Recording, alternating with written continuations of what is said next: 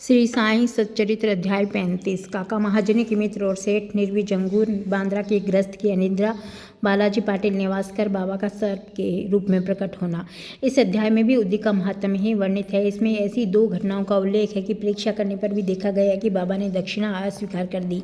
पहले इन घटनाओं का वर्णन किया जाएगा। आध्यात्मिक विषयों में सांप्रदायिक प्रवृत्ति उन्नति के मार्ग में एक बड़ी बाधा रोड़ा है। निराकारवादियों ने कहते हुए सुना जाता है कि ईश्वर की सगुण उपासना केवल एक भ्रम ही है और संतगण भी अपने सदृश ही सामान्य पुरुष है। इस कारण उनकी चरण वंदना कर उन्हें दक्षिणा क्यों देनी चाहिए। अन्य पंथों के अनुयायियों का भी ऐसा ही मत है कि अपने सद्गुरु के अतिरिक्त अन्य संतों को नमन और उनकी भक्ति नहीं करनी चाहिए। इसी प्रकार की अनेक आलोचनाएं साईं बाबा के संबंध में पहले सुनने में आया करती थी, तब अभी भी आ रही है। किसी का कथन था कि अब जब हम शिरडी गए तो बाबा ने हमें दक्षिणा मांगी। क्या इस भांति दक्षिणा ऐंठना एक संत के लिए शोभनीय था? जब वे इस प्रकार आचरण करते हैं तो फिर उनका साधु धर्म कहाँ रहा। परंतु ऐसी भी कई घटनाएं अनुभव में आई है कि जिन लोगों ने शिरडी जाकर अविश्वास से बाबा के दर्शन किए हैं, उन्होंने ही सर्वप्रथम बाबा को प्रणाम कर प्रार्थना भी की है। ऐसे ही कुछ उदाहरण नीचे दिए जाते। काका महाजनी के मित्र निराकारवादी मूर्ति पूजा के सर्वथा विरुद्ध कौतूहल वश काका महाजनी के साथ दो शर्तों पर शिरडी चलने को सहमत हो गए। बाबा को नमस्कार नहीं करेंगे और न ही उन्हें कोई दक्षिणा देंगे। जब काका ने स्वीकारात्मक उत्तर दे दिया, तब फिर शनिवार की रात को उन दोनों ने बम्बई से प्रस्थान कर और दूसरे ही दिन प्रातःकाल शिरडी पहुंच गए। जैसे ही उन्होंने मस्जिद में पैर रखा, उसी समय बाबा ने उनके मित्र की ओर थोड़ी देर देखकर उनसे कहा कि अरे आइए श्रीमान, पधारिए, आपका स्वागत है। इन शब्दों का स्वर कुछ विचित्र सा था और उनका स्वर प्राय उन मित्र के पिता के बिल्कुल अनुरूप ही था। तब उन्हें कैलाशवासी पिता की स्मृति हो आई और वे आनंद विभोर हो गए। क्या मोहिनी थी उस स्वर में। आश्चर्ययुक्त स्वर में उनके मित्र के मुख से निकल पड़ा कि निसंदेह ये स्वर मेरे पिताजी का ही है। तब वे शीघ्र दौड़ कर गए और अपनी सारी प्रतिज्ञाएं भूलकर उन्होंने बाबा के श्री चरणों पर अपना मस्तक रख दिया। बाबा ने काका से दोपहर में तथा विदा लेते समय 2 बार दक्षिणा मांगी, परंतु मित्र से एक भी शब्द नहीं कहा। उनके मित्र ने फुसफुसाते हुए कहा, भाई देखो, बाबा ने तुमसे 2 बार दक्षिणा मांगी है, परंतु मैं भी तुम्हारे साथ हूँ, फिर भी वे मेरी इस उपेक्षा क्यों करते हैं। काका ने उत्तर दिया कि बेहतर तो यह होगा कि तुम स्वयं ही बाबा से पूछ लो। बाबा ने पूछा, क्या कानाफूसी हो रही है। तब उनके मित्र ने कहा, क्या मैं भी आपको दक्षिणा दूं। बाबा ने कहा, तुम्हारी अनिच्छा देकर मैंने तुमसे दक्षिणा नहीं मांगी, परंतु यदि तुम्हारी इच्छा ऐसी है तो तुम दक्षिणा दे सकते हो। तब उन्होंने 17 रुपये भेंट दिए, जितने काका ने दिए थे। तब बाबा ने उन्हें उपदेश दिया कि अपने बीच जो तेली की दीवार है उसे नष्ट कर दो, जिससे हम परस्पर लेकर अपने मिलन का पथ सुगम बना सके। बाबा ने उन्हें लौटने की अनुमति देते हुए कहा कि तुम्हारी यात्रा सफल होगी। यद्यपि आकाश में बादल छाए हुए थे, वायु वेग से चल रही थी, तो भी दोनों सकुशल बम्बई पहुंच गए। घर पहुंचकर उन्होंने द्वार तथा खिड़कियां खोली तो वहां 2 मृत चिड़ियाएं पड़ी देखी। एक तीसरी उनके सामने फुर करके खिड़की से उड़ गई।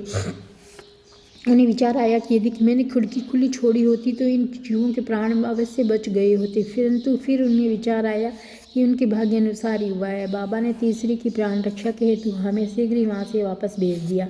काका महाजनी के सेठ बम्बई में ठक्कर धर्म सिंह जेठाभाई सॉलिसिटर कानूनी सलाहकार की एक फर्म थी। काका इस फर्म के व्यवस्थापक थे। सेठ और व्यवस्थापक के संबंध में परस्पर अच्छे थे।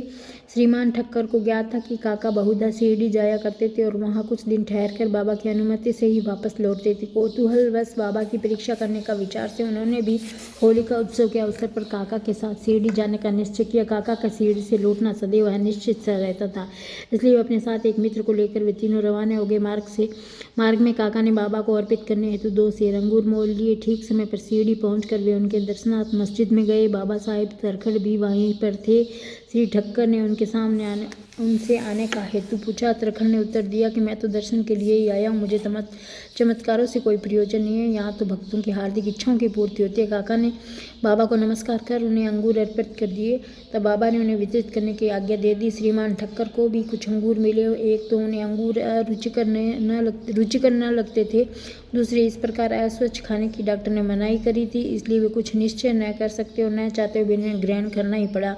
और फिर दिखावे मात्र के लिए उन्होंने अपने मुंह में डाल लिए। डाली। अब समझ नहीं आता कि उन बीजों का क्या करूं। मस्जिद की फर्श पर थूका नहीं जा सकता, इसलिए उन्होंने वे बीज अपनी इच्छा के विरुद्ध उन्हें खीसों में डाल लिए और सोचने लगे, जब बाबा संत है तो ये बात उन्हें कैसे अविदित हो सकती है कि मुझे बीज वाले अंगूर नापसंद है। फिर क्या वे मुझे इसके लिए लाचार कर सकते हैं? जैसे ये विचार उसके मन में आया, बाबा ने उन्हें कुछ और अंगूर दिए। उन्होंने खाया नहीं, अपने हाथ में लिए। तब बाबा ने उन्हें खा लेने को कहा। उन्होंने आज्ञा का पालन किया और चबाने पर देखा सब निर्बीज थे। वे चमत्कार की इच्छा रखते थे, उन्हें देखने को मिल गया। उन्होंने सोचा कि बाबा समस्त विचार को तुरंत जान लेते हैं और मेरी इच्छा अनुसार ही उन्होंने उन्हें बीज रहित बना दिया। क्या अद्भुत शक्ति है उनमें। फिर शंका निवारणार्थ उन्हें उत्तराखंड से जो समीप बैठे हुए हैं थे उन्हें भी थोड़ा अंगूर मिले। जब पूछा कि किस किस्म के अंगूर तुम्हें मिले हैं, उत्तर मिला अच्छे बीजों वाले। श्रीमान ठक्कर को तब और भी आश्चर्य हुआ। यदि बाबा वास्तव में संत है तो अब सर्वप्रथम अंगूर काका को ही दिए जाने चाहिए। इस विचार को जानकर बाबा ने कहा कि अब पुनः वितरण काका से ही आरंभ होना चाहिए। यह सब प्रमाण भी ठक्कर के लिए पर्याप्त थे। फिर सामान्य बाबा से परिचय कराया कि आप ही काका के सेठ है। बाबा कहने लगे कि ये उनके सेठ कैसे हो सकते हैं, इनके सेठ तो बड़े विचित्र है। काका इस उत्तर से सहमत हो गए। अपना हट छोड़कर ठक्कर ने बाबा को प्रणाम और वाड़े को लौट आए। मध्याह्न की आरती समाप्त होने के उपरांत वे बाबा से प्रस्थान करने की अनुमति प्राप्त करने के लिए मस्जिद में आए। श्यामा ने उनकी कुछ सिफारिश की। तब बाबा इस प्रकार बोले, एक सनकी मस्तिष्क वाला सभ्य पुरुष था जो स्वस्थ और धनी भी था। शारीरिक मानसिक व्यथाओं से मुक्त होने पर भी वह स्वतः ही अनावश्यक चिंताओं में डूबा रहता है और व्यर्थ ही यहाँ वहाँ भटक कर अशांत बना रहता है। कभी वह स्थिर कभी चिंतित रहता है। उसकी ऐसी स्थिति देखकर मुझे दया आ गई और मैंने उससे कहा कि कृपया अब आप अपना विश्वास एक इच्छित स्थान पर स्थिर कर ले। इस प्रकार व्यर्थ में भटकने से कोई लाभ नहीं है। शीघ्र एक निर्दिष्ट स्थान चुन लो। इन शब्दों से ठक्कर की समझ में तुरंत आ गया ये सर्वथा मेरी ही कहानी है। उनकी इच्छा थी कि काका भी हमारे साथ ही लौटे। बाबा ने उनका ऐसा विचार जानकर काका को सेठ के साथ ही लौटने की अनुमति दे दी। किसी को विश्वास न था कि काका इतने शीघ्र शिरडी से प्रस्थान कर सकेंगे। इस प्रकार ठक्कर को बाबा द्वारा विचार जानने का एक प्रमाण मिल गया। तब बाबा ने काका से 15 रुपये दक्षिणा मांगी और कहने लगे कि यदि मैं किसी से 1 रुपया दक्षिणा लेता हूँ तो उसे 10 गुना लौटाया करता हूँ। मैं किसी की कोई वस्तु बिना मूल्य नहीं लेता और न प्रत्येक से मांगता हूँ। जिससे की ओर फकीर उंगली दिखाते हैं उससे मैं मांगता हूँ और गत जन्म का ऋणी होता हूँ, उसकी ही दक्षिणा स्वीकार हो जाती है। दानी देता और भविष्य में सुंदर उपज का बीजोरोपण करते। धन का उपयोग धर्मोपार्जन के निमित्त ही होना चाहिए। यदि धन व्यक्तिगत आवश्यकता में व्यय किया जाए तो इसका दुरुपयोग है। यदि तुमने पूर्व जन्मों में दान नहीं दिया तो इस जन्म में पाने की आशा कैसे कर सकते हो।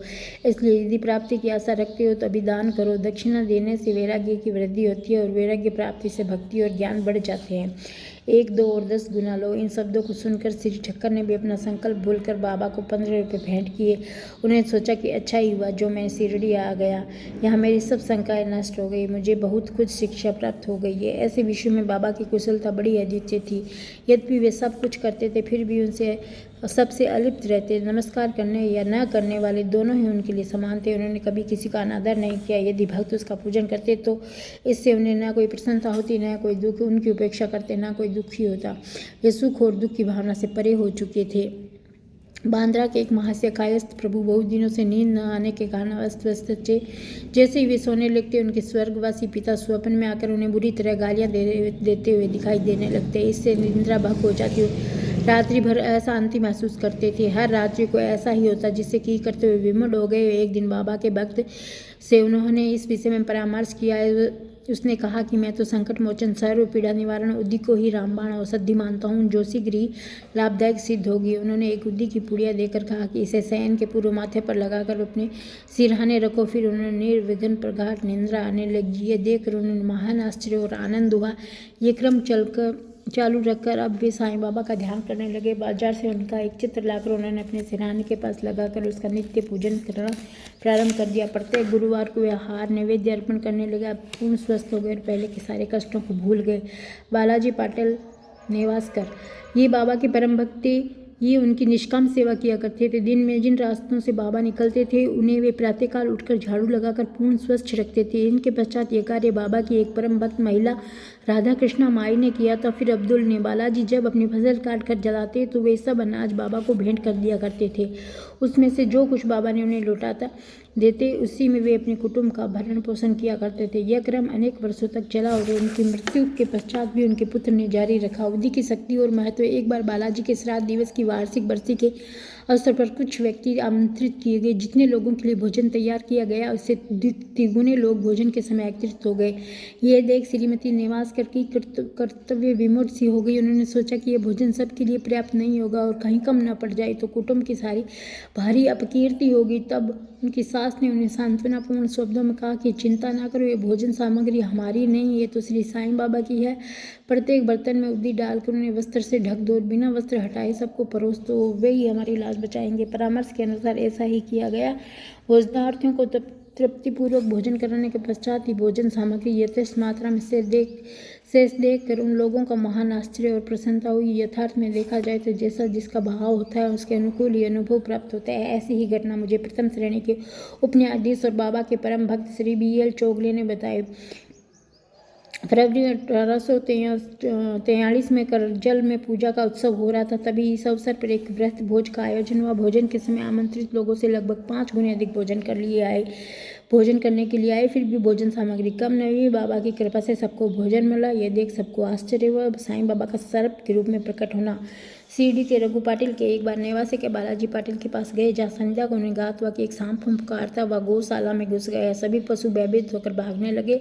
घर के लोग भी घबरा गए, परंतु बालाजी ने सोचा श्री साईं ही इस रूप में प्रकट हुए हैं। तभी एक प्याले में दूध लिए निर्भय होकर उस सर्प के सम्मुख रखकर इस प्रकार संबोधित किया और कहने लगी, बाबा आप फुफकार कर शोर क्यों कर रहे हो? क्या आप मुझे भयभीत करना चाहते हो? ये दूध का प्याला लीजिए और शांतिपूर्वक पी लीजिए। ऐसा कहकर वे बिना किसी भय के उसके समीप बैठ गई। अन्य कुटुंबजन तो बहुत घबरा गए और उनकी समझ में नहीं आ रहा था कि अभी वे क्या करें। थोड़ी देर में सर्प अदृश्य हो गया। किसी को भी पता न चलता कि वह कहाँ गया। गौशाला में सर्वथा देखने पर भी वहाँ कोई चिन्ह न दिखाई दिया। श्री सद्गुरु साईनाथ अर्पणमस्तु। शुभम भवतु। ओम साई राम।